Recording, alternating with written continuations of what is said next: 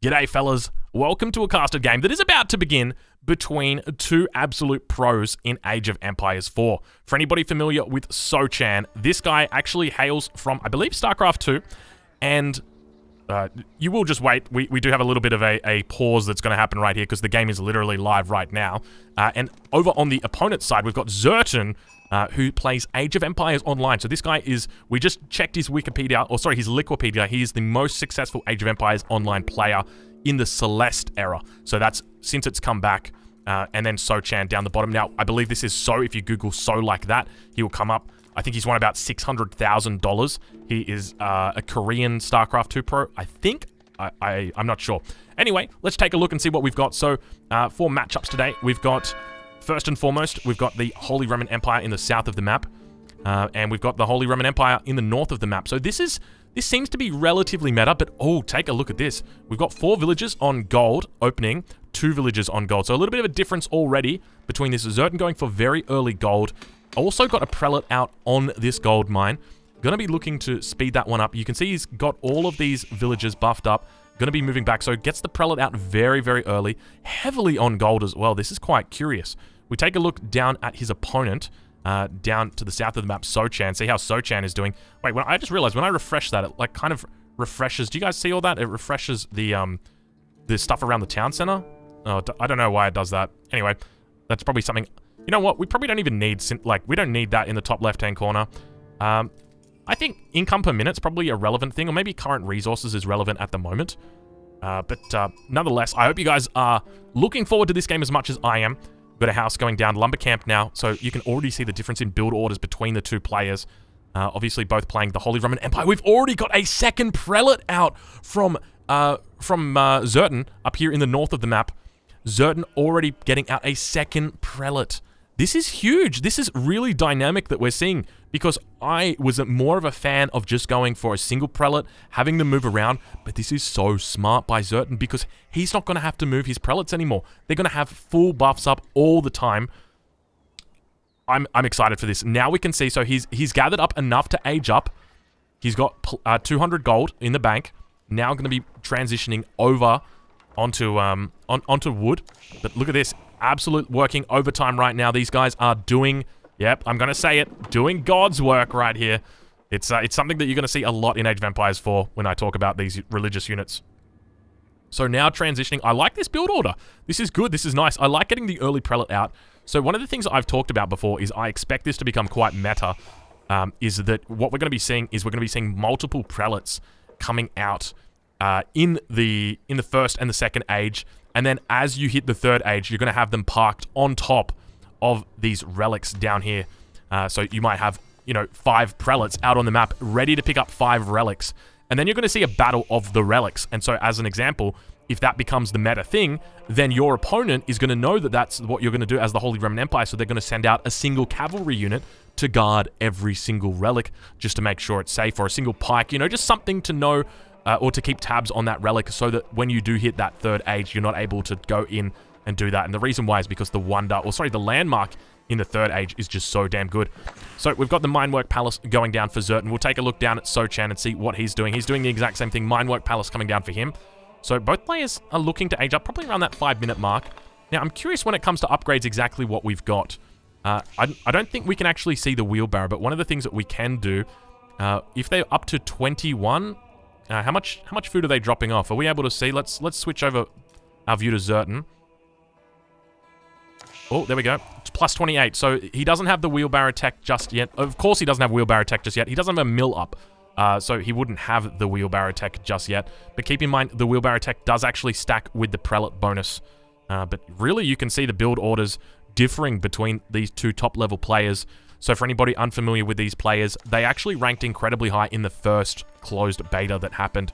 If I remember correctly, Zertan was actually the rank 1 player, and I think Sochan worked out to be about rank 8. So even though the games that we're watching right now are technically unranked, there is a hidden ELO behind this. So while you don't get that nice little endorphin release after you win a game of seeing +6, +8, +10, there is still a hidden ELO, and you may be told that ELO if you can manage to get into the top 25. So immediately we see, upon reaching the second age, double stable coming down.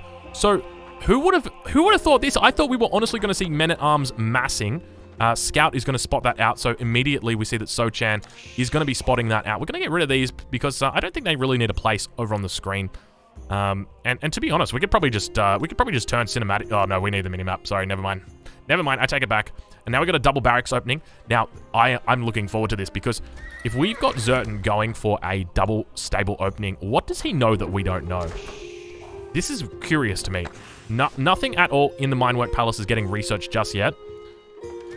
Double stable, obviously going to be going for horsemen. Could go for scouts, probably not. Be a bit wild. Be a bit wild. Opponent is just scouting them out behind the base, though. Nothing too crazy. Irish Reaper Man asking, why can't I find this game in Observe? I don't know why. Some of the games you just can't find. You got to add people as friends, and then you can observe them. We've got Sochan now reaching the second age. Relatively, I guess I'd say a relatively late age up, 540. He's got a couple pikes out here. Now, keep in mind, he has scouted that his opponent has gone double stable, so it's very easy for him to just get pikes out. It's not going to be a problem at all. 3 barracks opening, though. I like this a lot. My theory crafting at high-level meta is that this is what you're going to see people doing. So when I see these lancers or these horsemen coming out so early into the game, it really sort of, I would say, confuses me a little bit. Just because, well, you don't expect this a lot. This is not typically something that you would expect to see. But pikes or spears are out. I keep calling them pikes, so apologies for that. But I guess my question is, how effective are these horsemen going to be? Because you're open double stable. That's 300 res. Your opponent's going to begin making men-at-arms soon.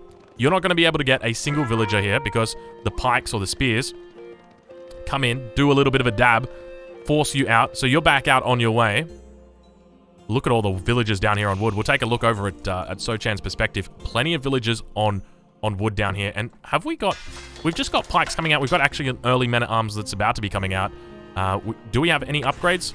Looks like we've got 2 upgrades on the way. We've got siege engineering as well as marching drills. So 2 of the speed upgrades, and we've already got insulated helm. So +1 melee defense. So obviously Sochan has been scouting out the opponent's base, spots that the stables are out, and knows that there's not going to be any ranged units coming out of there. So why would you bother at this point investing into ranged armor? It just doesn't make sense. So very smart pickup from him. We'll take a look over at Zertan. We'll see what Zertan's got in store. Still nothing at all that they've used. Zertan has not researched anything from the Minework Palace just yet, so really focusing on getting these out nice and early. But one of the things to note, now getting the wheelbarrow upgrade, a little bit of a raid down here to the south, a wall going up, and it looks like a villager may potentially lose its life. 50 health, so it doesn't have that textiles buff. Gonna be able to get inside the town center, so that raid, unfortunately, I wouldn't say failing, because there's a bit of idle time. You get a bit of damage on the villagers, but you gotta keep in mind, there's a prelate there. It's just gonna heal them back up, so not a super big deal, in my opinion. Now we're going to continue watching towards the north, and the massive pikes, or spearmen rather, beginning to move up. You can see the hardened spearmen are just doing absolute, like, monstrous work. There's a huge amount of them. And I guess my question is, like, yes, you're achieving a lot by having these. Like, you're forcing your opponent to sort of stay in their base. You know, they're not able to really come out onto this in a meaningful manner. But at the same time, one of the things that's happening is a mass is building. So the mass is continuing to build right now for Sochan. Okay, we've got hardened spearmen. We've got plenty of, let me change over to Sochan's perspective. So we've got 3 early men-at-arms. We've got plenty of hardened spearmen. These guys have got the +1 upgrade as well. Do we have an attack upgrade in just yet? Let's take a look. No attack upgrade in yet, but we've got siege engineering coming in right now. And that's a little bit of a concern. Villagers potentially going to be going down here. 1 villager going down, vanishing, just evaporating into thin air. The game sometimes. Maybe I should restart it. Maybe that's what's happening there. Sometimes the villagers just evaporate. But a couple pikes looking like they're going to get picked up by a scout here. We can see that he's moving forward. And now the villagers on gold are going to have a bit of a difficult time. There's no closer gold than that one. That is the closest one. 1 villager going to be going down. Second villager, does it go down? It doesn't go down. So already a little bit of a villager lead beginning to build now for our red player. 28 economy for Sochan versus 29, so relatively even. But one of the things to note is that we've still only got double stable here. We've only got a double stable, so at this point in time... Oh, I take that back. We've got archers. Where did these archers come from? We've got an archery range that's sitting right here. So not too bad from Zertan. Sochan, on the other hand, is doing what I suspected. So Sochan is doing what I theory crafted would be the strongest opening or strongest strategy that you could do. It's mixing spears with men-at-arms and then going into siege, really trying to crush down your opponent. There's going to be a lot of damage that comes in from these guys. Village is going to be chased back to the town center. And now a little bit of difficulty because the battering rams are beginning to move in at the same time, picking up reinforcements. A really nice play here by Zertan. The town center looking to focus down this battering ram, but he's got to be careful because these battering rams, a lot of health and a lot of armor, so these bows are very ineffective against it. Villagers now coming over on the left side. This is exactly what they need to be doing, focusing down these battering rams.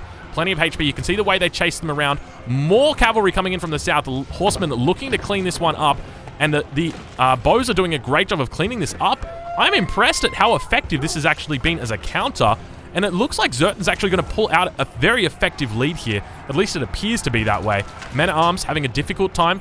Plenty of horsemen out here. Now, keep in mind, he's got upgrades on these boys as well. +1 attack on the bows, +1 melee armor on both of these units as well. And going to be able to defend that attack. Going to push it back. And I think that's going to be game. You can actually see in the top right-hand corner, the clock has stopped. 20 seconds to go. That is game, ladies and gentlemen. Well played over to the Age of Empires Online pro player. If you're interested in checking him out, I'm going to be uploading plenty more stuff from him. I've added it as a friend. If you're watching this back on YouTube, make sure you leave a like. Make sure you leave a comment if you'd like to see more of this, because there's plenty more coming up. Thank you so much for watching. I will catch you guys in the next one.